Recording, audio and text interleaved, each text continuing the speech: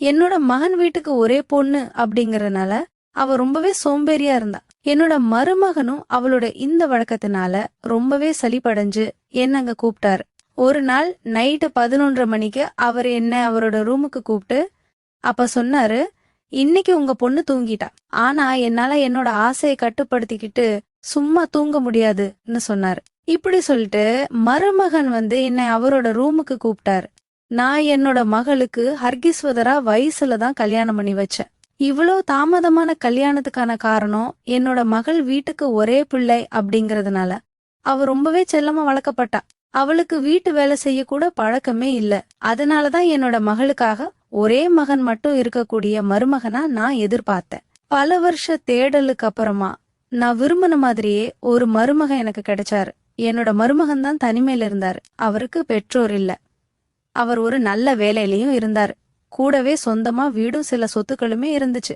என்னோட மகளுக்கு இது ஒரு சிறந்த உறவா இருக்கும்னு எனக்கு தோணுச்சு. அதனால நான் உடனடியா கல்யாணத்துக்கான ஏற்பாடுகளை செஞ்சு என்னோட பொண்ணான சுமங்கலியை அவருக்கு கல்யாணம் பண்ணி கொடுத்தேன். ஆனா கல்யாணத்துக்கு அப்புறமா நான் எதிர்பார்த்தது எதுவுமே நடக்கல. சுமங்கலியால தனியா தன்னோட கணவரை நல்லாவே கவனிச்சுக்க முடியும்னு நான் நினைச்சேன்.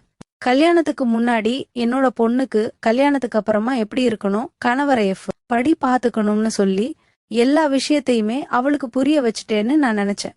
ஆனா கல்யாணம் முடிந்த சில மாசங்களிலேயே அவளை பத்தின சில புகார்களை நான் கேட்க ஆரம்பிச்சேன். முதல்ல என்னோட மருமகன் தன்னோட மனைவியோட சோம்பேறித்தனத்தை பொறுத்துக்கிட்டாரு. ஆனா இப்போ 2 பேரும் வீட்டு வேலைகளை பார்த்து சோர்வடைஞ்சிட்டாரு. ஒரு நாள் என்னோட மகளை பத்தி விசாரிக்கிறதுக்காக அவளோட வீட்டுக்கு போக முடிவு பண்ணேன். நாங்க 2 நாட்கள் தங்கணும். 2 நாட்களுக்கு அப்புறமா நான் என்னோட வீட்டுக்கு திரும்ப ஆரம்பிச்சப்போ சுமங்கலி என்னை தடுத்து நிறுத்தினாள். அம்மா, எனக்கு இப்போ ரொம்பவே சோர்வா இருக்கு. நீங்க இன்னும் கொஞ்ச நாள் எனக்கு உதவியா இங்கே இருங்க. வீட்டுக்கு போயிட்டு நீங்க என்ன செய்ய போறீங்கன்னு கேட்டா, அப்படி கேக்கும்போது அவளோட சோம்பேறித்தனமான சுபாவம் எனக்கு தெரிஞ்சிச்சு. கடந்த 2 நாட்களா நான் வந்ததுக்கு அப்புறமா அவ எந்த ஒரு வேலையுமே செய்யறதில்ல. எப்ப பார்த்தாலும் ரெஸ்ட் எடுத்துக்கிட்டே இருந்தா.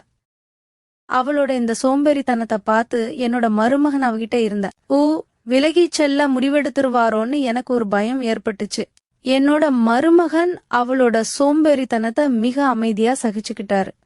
அத்தகைய அமைதியான ஒரு நபர்கிட்ட கோபம் ஒரு நாள் வரும். என்னோட மகளை சரியான திசையில கொண்டு வரணும்னு எனக்கு தோணுச்சு. அதனால நான் இன்னும் சில நாட்கள்ல என்னோட பொண்ணு வீட்டுல தங்கறதுக்கு முடிவு பண்ணேன். அன்னைக்கு சாயந்தரம் மருமகன் ஆபீஸ்ல இருந்து வீட்டுக்கு வந்தார். நான் வீட்டுல இருக்கிறத பார்த்துட்டு அவர் கொஞ்சம் ஆச்சரியப்பட்டார். நான் அவருக்கு டீ கொண்டு போய் கொடுத்தேன். அவரும், அத்தே, நீங்க இன்னைக்கு காலையில புறப்படுறேன்னு சொன்னீங்க, அதுக்கப்புறம் எப்படி திடீர்னு தங்குனீங்கன்னு கேட்டாரு. இத கேட்டதும் நான், ஏன் மாப்பிள, நான் இங்க இருக்கிறது உங்களுக்கு சந்தோஷம் இல்லையான்னு கேட்டேன்.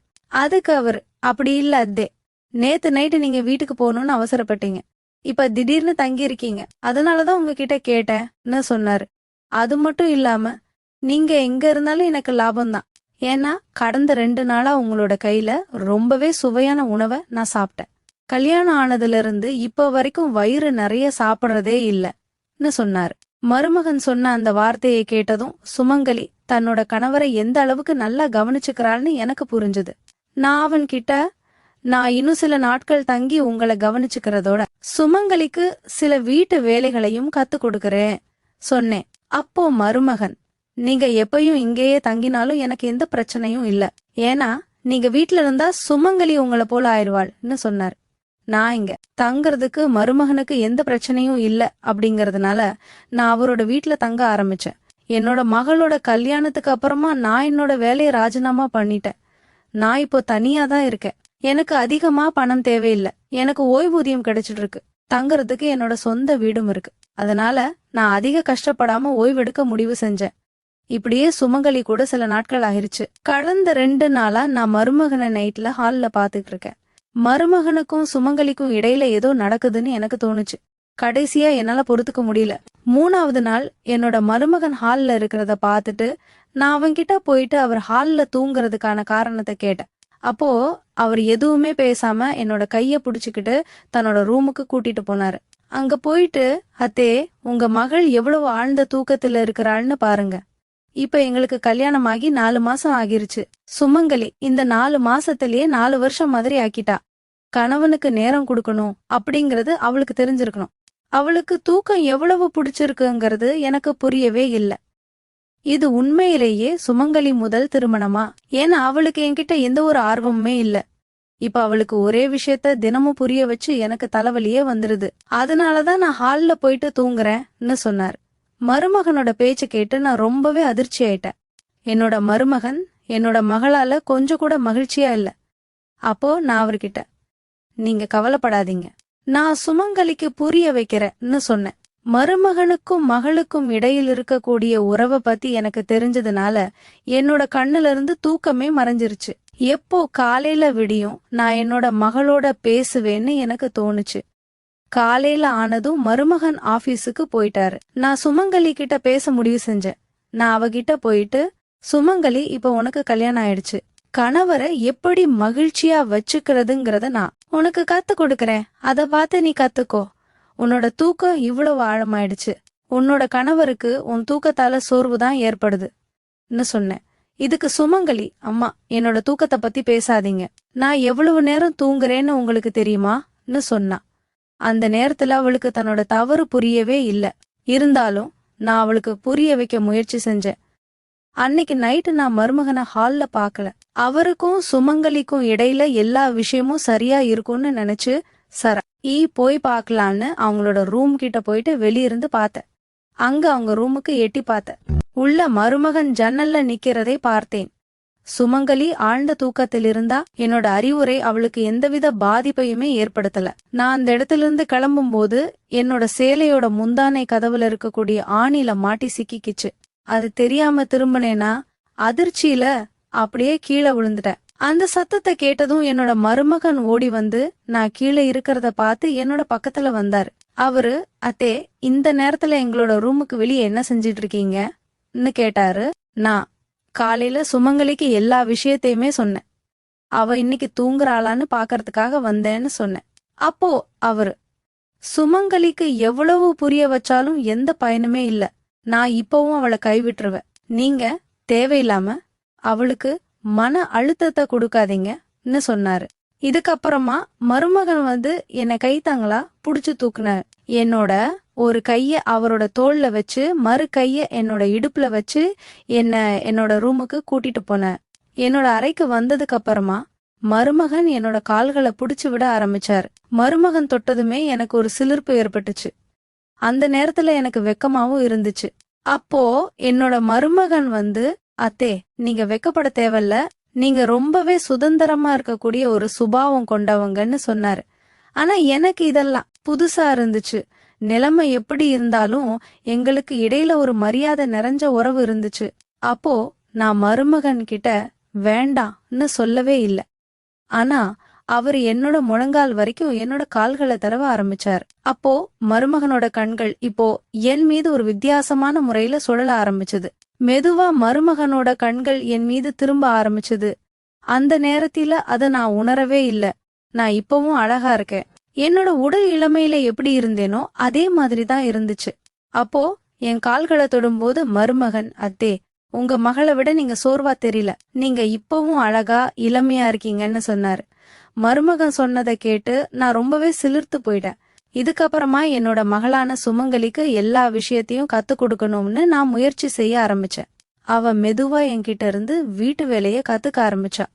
ஒரு நாள் நைட்டு பாத்திரத்தோட சத்தம் கேட்டுச்சு. நான் உடனடியா ரூமுக்கு வெளியே வந்தேன். மருமகன் உணவு தட்டை கையில பிடிச்சுக்கிட்டு சமையலறையில இருந்து வெளியே வரத பார்த்தேன். என்ன பார்த்ததும் அவர் ஆச்சரியமா நின்னாரு. இந்த நைட்ல உங்க தட்டோட ஏன் போறீங்கன்னு சொல்லி கேட்டேன். அதுக்கு அவரு, எனக்கு நைட்ல பசிக்குது, நீங்க சமைச்ச உணவு சுவையா இருந்துச்சு, அது திடீர்னு எனக்கு ஞாபகத்துக்கு வந்துச்சுன்னு சொன்னாரு. நானும் சரி வாங்க நம்ம 2 பேரும் ஒன்னா உட்காந்து சாப்பிடலாம்னு சொன்னேன். மருமகன் என்னோட கைய பிடிச்சுக்கிட்டு மேசையோட நாற்காலியில உட்கார வச்சு எனக்கு உணவு பரிமாற ஆரம்பிச்சார். அவர் எனக்கு உணவு பரிமாறிட்டு இருந்தப்போ அவரோட ஒரு கால் என்னோட காலோடு மேல இருந்துச்சு. திரும்ப திரும்ப என்னோட கண்களை பாத்துக்கிட்டே இருந்தாரு. நான் அவரோட மாமியார். ஆனா அவருக்கு அது நினைவுல இல்ல. நான் சாப்பிட்டுட்டு தண்ணி குடிச்சேன். அதுக்கப்புறமா மருமகன் உங்க வயிறு நிறைஞ்சிருச்சுன்னு சொல்லி சொன்னாரு. ஆனா மருமகன் இன்னும் சாப்பிடணும்னு வற்புறுத்தினாரு. நானும் அவருக்கு உணவு பரிமாறினேன். அவர் என்கிட்ட ரொம்பவே விசித்திரமான முறையில நடந்துக்க ஆரம்பிச்சாரு. ஆனா என்னால அவரை மறுக்க முடியல. நான் மருமகன் கிட்ட, நாளைக்கு சில மாணவர்கள் எங்க வீட்டுக்கு வாடகைக்கு வராங்க. எங்க வீட்டோட மாடி ரூம் காலியா தான் இருக்கு. இந்த ரூம் அவங்களுக்கு வாடகைக்கு விடலாமான்னு கேட்டேன். அதை கேட்டதுமே அவர் மறுத்துட்டாரு. நானும் வேற எதுவுமே சொல்லல. அடுத்த நாள் நைட்டு மருமகன் வந்து எல்லையை மீறினாரு. அவர் என்னோட ரூமுக்கு வந்து என்னோட கைய புடிச்சு என்னை அவரோட ரூமுக்கு அழைச்சிட்டு போனாரு. நான் ரொம்பவே பயந்து போயிட்டு அவன்கிட்ட, இது என்ன நடக்குது மருமகனே கேட்டேன். அப்போ அவர் எனக்கு ஒரு நைட்டிய கொடுத்து இத போட்டுட்டு வாங்கன்னு சொன்னாரு. அவர் சொன்னதை கேட்டு எனக்கு ரொம்பவே அதிர்ச்சியா இருந்துச்சு. நான் அவர்கிட்ட, நீங்க என்ன பேசுறீங்க, நான் உங்க மாமியார், இத நீங்க மறக்க கூடாதுன்னு சொன்னேன்.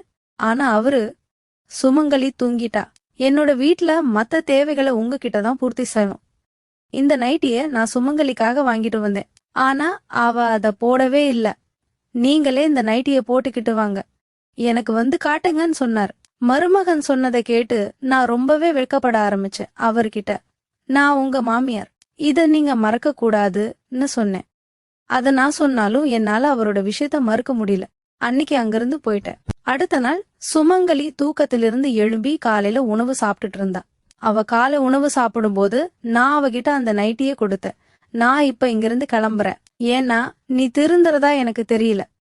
மருமகன் எனக்கு இந்த நைட்டியே கொடுத்தாரு. என்கிட்ட தன்னோட விருப்பத்தை வெளிப்படுத்தினாரு. உன்னாலதான் மருமகன் இந்த மாதிரி என்கிட்ட பேசுறதெல்லாம் நான் கேட்க வேண்டியதா இருக்கு. உன்னால உன்னோட கணவரை சந்தோஷமா வச்சுக்க முடியலன்னா உன்னோட வாழ்க்கை வீண அதான் போகும்னு சொல்லி இந்த மாதிரி சுமங்கலி கிட்ட நிறைய பேசினேன். என்னோட பேச்ச கேட்டதுமே அவ அழுக ஆரம்பிச்சா. அவளும், அம்மா சில நாட்களா எனக்கு நல்லது நடக்குதுன்னு நினைக்கிறேன். எனக்கு புரிய வைக்க முயற்சி செய்றீங்க. எனக்கு எல்லாமே புரியுது. ஆனா நான் என்ன செய்ய முடியும்? எனக்கு நைட்ல ஏன் ஆழ்ந்து தூக்கம் வருதுன்னு எனக்கே புரியவே இல்ல. கல்யாணமான சில மாசங்களுக்கு அப்புறமா எனக்கு இப்படி திடீர்னு தூக்கம் வர ஆரம்பிக்குது. உங்க மருமக உங்ககிட்ட என்ன பத்தி என்ன சொல்றாருன்னு எனக்கு தெரியாது. ஆனா இன்னைக்கு வரைக்கும் நான் உணர்ந்தது எல்லாமே ஒரே விஷயம்தான். என்னோட கணவர் என்கிட்ட எந்த ஒரு ஆர்வமுமே காட்டுறதில்லன்னு சொன்னா. அப்போ எனக்கு தோணுச்சு, சுமங்கலி தன்னோட கணவரை பத்தி பொய் சொல்றாளா, இல்ல மருமகன் தான் தன்னோட மனைவிய பத்தி பொய் சொல்றாரான்னு புரிஞ்சுக்கணும். இது புரிஞ்சுக்கிறது ரொம்பவே சாத்தியமற்றதுன்னு நான் நினைச்சேன். அதனால நான் ஒரு பிளான் பண்ணேன். அன்னைக்கு நைட்டு நான் சுமங்கலிய என்னோட ரூம்ல போய் தூங்க சொன்னேன். அவளுக்கு பதிலா அவளோட ரூம்ல போயிட்டு நான் படுத்துக்கிட்டேன். அன்னைக்கு நைட்டு நான் சுமங்கலி மாதிரியே நைட்டி போட்டுக்கிட்டு அவளுக்கு பதிலா தூங்க முயற்சி பண்ணேன். நான் என்னோட முகத்தை வரைக்கும் போர்வையை இழுத்து போத்திக்கிட்டேன். மருமகன் அவரோட ரூமுக்கு வந்தப்போ நான் அதிர்ச்சி அடைஞ்சேன். என்னோட கால்ல இருந்து போர்வை கொஞ்சம் நழுவுச்சு. அப்போ மருமகன் என்ன சுமங்கலின்னு நினைச்சுக்கிட்டாரு. அவர் என்னோட அருகில வந்து என்னோட கால்களை தடவ ஆரம்பிச்சாரு. அந்த நேரத்துல எனக்கு ஏதோ விசித்திரமா நடக்க போற மாதிரி தோணுச்சு. ஆனா அதே நேரத்துல கதவு தட்டுற சத்தம் கேட்டுச்சு. எனக்கு ஒரு பொண்ணோட குரலும் கேட்டுச்சு. மருமகன் என் கால்களை தடவிக்கிட்டு இருந்த. இத பார்த்த அந்த பொண்ணு, வினோத், மேல உனக்கு சலிப்பு வந்துருச்சா, இப்போ உன்னோட சோம்பேறி மனைவிய உனக்கு ரொம்ப பிடிக்க ஆரம்பிச்சுச்சான்னு கேட்டா.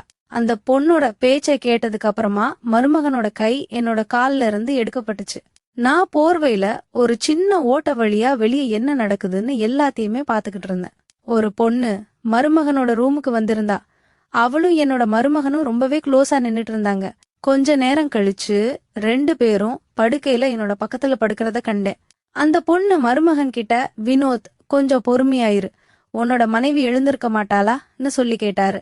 அதுக்கு மருமகனும், அவளால காலையில வரைக்கும் எழுந்திருக்க முடியாது, ஏன்னா அவ இன்னைக்கு குடிக்கிற தண்ணில நான் தூக்க மாத்திரை கலந்துருக்கேன்னு சொன்னாரு. இதுக்கு அந்த பொண்ணும், உன்னோட மனைவியோட வேலை முடிஞ்சிருச்சு, ஆனா மாமியார் என்ன செய்யறது, அவங்களால நம்மளோட அன்றாட சந்திப்புகள்ல இப்போ தடை அதிகமா ஏற்படுதுன்னு சொன்னான். இதுக்கு மருமகனும், என்னோட மாமியாரும் நான் விரும்பாமலே அப்படிப்பட்ட முறைகள்ல என் கூட பழக ஆரம்பிச்சுட்டாங்க. இப்படி பழகுனதுனால அவங்க வெக்கப்பட்டு தங்களோட வீட்டுக்கு போறதுக்கு முடிவெடுப்பாங்கன்னு நினைச்சேன். ஆனா அவங்க இங்கிருந்து போறதுக்கு தயாரா இல்லைன்னு சொன்னாரு. மருமகனும் அந்த பொண்ணும் பேசினதை கேட்டு நான் ரொம்பவே ஷாக் ஆயிட்டேன். அதாவது மருமகன் என் மகளை ஏமாத்திக்கிட்டு இருக்காராம்.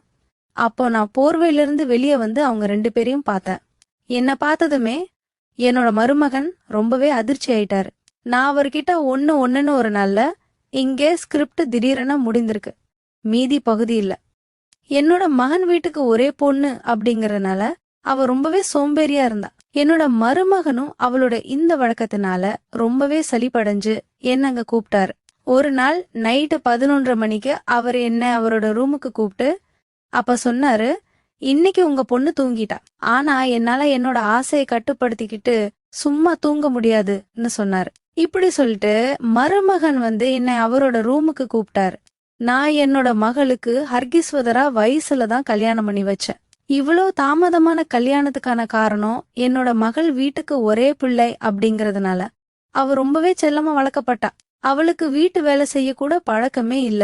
அதனாலதான் என்னோட மகளுக்காக ஒரே மகன் மட்டும் இருக்கக்கூடிய மருமகனா நான் எதிர்பார்த்தேன். பல வருஷ தேடலுக்கு அப்புறமா நான் விரும்பின மாதிரியே ஒரு மருமகன் எனக்கு கிடைச்சாரு. என்னோட மருமகன் தான் தனிமையில இருந்தாரு. அவருக்கு பெற்றோர் இல்ல. அவர் ஒரு நல்ல வேலையிலயும் இருந்தாரு. கூடவே சொந்தமா வீடும் சில சொத்துக்களுமே இருந்துச்சு. என்னோட மகளுக்கு இது ஒரு சிறந்த உறவா இருக்கும்னு எனக்கு தோணுச்சு. அதனால நான் உடனடியா கல்யாணத்துக்கான ஏற்பாடுகளை செஞ்சு என்னோட பொண்ணான சுமங்கலியை அவருக்கு கல்யாணம் பண்ணி கொடுத்தேன். ஆனா கல்யாணத்துக்கு அப்புறமா நான் எதிர்பார்த்தது எதுவுமே நடக்கல. சுமங்கலியால தனியா தன்னோட கணவரை நல்லாவே கவனிச்சுக்க முடியும்னு நான் நினைச்சேன். கல்யாணத்துக்கு முன்னாடி என்னோட பொண்ணுக்கு கல்யாணத்துக்கு அப்புறமா எப்படி இருக்கணும், கணவரை படி பாத்துக்கணும்னு சொல்லி எல்லா விஷயத்தையுமே அவளுக்கு புரிய வச்சுட்டேன்னு நான் நினைச்சேன். ஆனா கல்யாணம் முடிந்த சில மாசங்களிலேயே அவளை பத்தின சில புகார்களை நான் கேட்க ஆரம்பிச்சேன். முதல்ல என்னோட மருமகன் தன்னோட மனைவியோட சோம்பேறித்தனத்தை பொறுத்துக்கிட்டாரு. ஆனா இப்போ 2 பேரும் வீட்டு வேலைகளை பார்த்து சோர்வடைஞ்சிட்டாரு. ஒரு நாள் என்னோட மகளை பத்தி விசாரிக்கிறதுக்காக அவளோட வீட்டுக்கு போக முடிவு பண்ணேன். நாங்க 2 நாட்கள் தங்கணும். 2 நாட்களுக்கு அப்புறமா நான் என்னோட வீட்டுக்கு திரும்ப ஆரம்பிச்சப்போ சுமங்கலி என்னை தடுத்து நிறுத்தினாள். அம்மா, எனக்கு இப்போ ரொம்பவே சோர்வா இருக்கு. நீங்க இன்னும் கொஞ்ச நாள் எனக்கு உதவியா இங்கே இருங்க. வீட்டுக்கு போயிட்டு நீங்க என்ன செய்ய போறீங்கன்னு கேட்டா, அப்படி கேக்கும்போது அவளோட சோம்பேறித்தனமான சுபாவம் எனக்கு தெரிஞ்சிச்சு. கடந்த 2 நாட்களா நான் வந்ததுக்கு அப்புறமா அவ எந்த ஒரு வேலையுமே செய்யறதில்ல. எப்ப பார்த்தாலும் ரெஸ்ட் எடுத்துக்கிட்டே இருந்தா. அவளோட இந்த சோம்பேறித்தனத்தை பார்த்து என்னோட மருமகன் அவகிட்ட இருந்த விலகி செல்ல முடிவெடுத்துருவாரோன்னு எனக்கு ஒரு பயம் ஏற்பட்டுச்சு. என்னோட மருமகன் அவளோட சோம்பேறித்தனத்தை மிக அமைதியா சகிச்சுக்கிட்டாரு. அத்தகைய அமைதியான ஒரு நபர்கிட்ட கோபம் ஒரு நாள் வரும். என்னோட மகளை சரியான திசையில கொண்டு வரணும்னு எனக்கு தோணுச்சு. அதனால நான் இன்னும் சில நாட்கள்ல என்னோட பொண்ணு வீட்டுல தங்கறதுக்கு முடிவு பண்ணேன். அன்னைக்கு சாயந்தரம் மருமகன் ஆபீஸ்ல இருந்து வீட்டுக்கு வந்தார். நான் வீட்டுல இருக்கிறத பார்த்துட்டு அவர் கொஞ்சம் ஆச்சரியப்பட்டார். நான் அவருக்கு டீ கொண்டு போய் கொடுத்தேன். அவரும், அத்தே, நீங்க இன்னைக்கு காலையில புறப்படுறேன்னு சொன்னீங்க, அதுக்கப்புறம் எப்படி திடீர்னு தங்குனீங்கன்னு கேட்டாரு. இத கேட்டதும் நான், ஏன் மாப்பிள, நான் இங்க இருக்கிறது உங்களுக்கு சந்தோஷம் இல்லையான்னு கேட்டேன். அதுக்கு அவர், அப்படி இல்ல அத்தே, நேத்து நைட்டு நீங்க வீட்டுக்கு போகணும்னு அவசரப்பட்டீங்க, இப்ப திடீர்னு தங்கி இருக்கீங்க, அதனாலதான் உங்ககிட்ட கேட்டேன்னு சொன்னாரு. அது மட்டும் இல்லாம நீங்க எங்க இருந்தாலும் எனக்கு லாபம்தான். ஏன்னா கடந்த 2 நாளா உங்களோட கையில ரொம்பவே சுவையான உணவை நான் சாப்பிட்டேன். கல்யாணம் ஆனதுல இருந்து இப்ப வரைக்கும் வயிறு நிறைய சாப்பிடுறதே இல்லன்னு சொன்னாரு. மருமகன் சொன்ன அந்த வார்த்தையை கேட்டதும் சுமங்கலி தன்னோட கணவரை எந்த அளவுக்கு நல்லா கவனிச்சுக்கிறாள்னு எனக்கு புரிஞ்சுது. நான் அவன் கிட்ட, நான் இன்னும் சில நாட்கள் தங்கி உங்களை கவனிச்சுக்கிறதோட சுமங்கலிக்கு சில வீட்டு வேலைகளையும் கத்து கொடுக்கறேன் சொன்னேன். அப்போ மருமகன், நீங்க எப்பயும் இங்கேயே தங்கினாலும் எனக்கு எந்த பிரச்சனையும் இல்ல, ஏன்னா நீங்க வீட்டுல இருந்தா சுமங்கலி உங்களை போல ஆயிடுவாள்னு சொன்னார். நான் இங்க தங்கறதுக்கு மருமகனுக்கு எந்த பிரச்சனையும் இல்ல அப்படிங்கறதுனால நான் அவரோட வீட்டுல தங்க ஆரம்பிச்சேன். என்னோட மகளோட கல்யாணத்துக்கு அப்புறமா நான் என்னோட வேலையை ராஜினாமா பண்ணிட்டேன். நான் இப்போ தனியா தான் இருக்கேன். எனக்கு அதிகமா பணம் தேவையில்லை. எனக்கு ஓய்வூதியம் கிடைச்சிட்டு இருக்கு. தங்கறதுக்கு என்னோட சொந்த வீடும் இருக்கு. அதனால நான் அதிக கஷ்டப்படாம ஓய்வெடுக்க முடிவு செஞ்சேன். இப்படியே சுமங்கலி கூட சில நாட்கள் ஆயிருச்சு. கடந்த 2 நாளா நான் மருமகனை நைட்ல ஹால்ல பாத்துட்டு இருக்கேன். மருமகனுக்கும் சுமங்கலிக்கும் இடையில ஏதோ நடக்குதுன்னு எனக்கு தோணுச்சு. கடைசியா என்னால பொறுத்துக்க முடியல. 3வது நாள் என்னோட மருமகன் ஹால்ல இருக்கிறத பாத்துட்டு நான் அவன்கிட்ட போயிட்டு அவர் ஹால்ல தூங்குறதுக்கான காரணத்தை கேட்டேன். அப்போ அவர் எதுவுமே பேசாம என்னோட கைய புடிச்சுக்கிட்டு தன்னோட ரூமுக்கு கூட்டிட்டு போனாரு. அங்க போயிட்டு, அத்தே, உங்க மகள் எவ்வளவு ஆழ்ந்த தூக்கத்துல இருக்கிறாள்னு பாருங்க. இப்ப எங்களுக்கு கல்யாணமாகி 4 மாசம் ஆகிருச்சு. சுமங்கலி இந்த 4 மாசத்திலேயே 4 வருஷம் மாதிரி ஆக்கிட்டா. கணவனுக்கு நேரம் கொடுக்கணும் அப்படிங்கறது அவளுக்கு தெரிஞ்சிருக்கணும். அவளுக்கு தூக்கம் எவ்வளவு பிடிச்சிருக்குங்கிறது எனக்கு புரியவே இல்ல. இது உண்மையிலேயே சுமங்கலி முதல் திருமணமா? ஏன்னா அவளுக்கு என்கிட்ட எந்த ஒரு ஆர்வமுமே இல்ல. இப்ப அவளுக்கு ஒரே விஷயத்த தினமும் புரிய வச்சு எனக்கு தலைவலியே வந்துருது. அதனாலதான் நான் ஹால்ல போயிட்டு தூங்குறேன்னு சொன்னார். மருமகனோட பேச்சு கேட்டு நான் ரொம்பவே அதிர்ச்சி ஆயிட்டேன். என்னோட மருமகன் என்னோட மகளால கொஞ்சம் கூட மகிழ்ச்சியா இல்ல.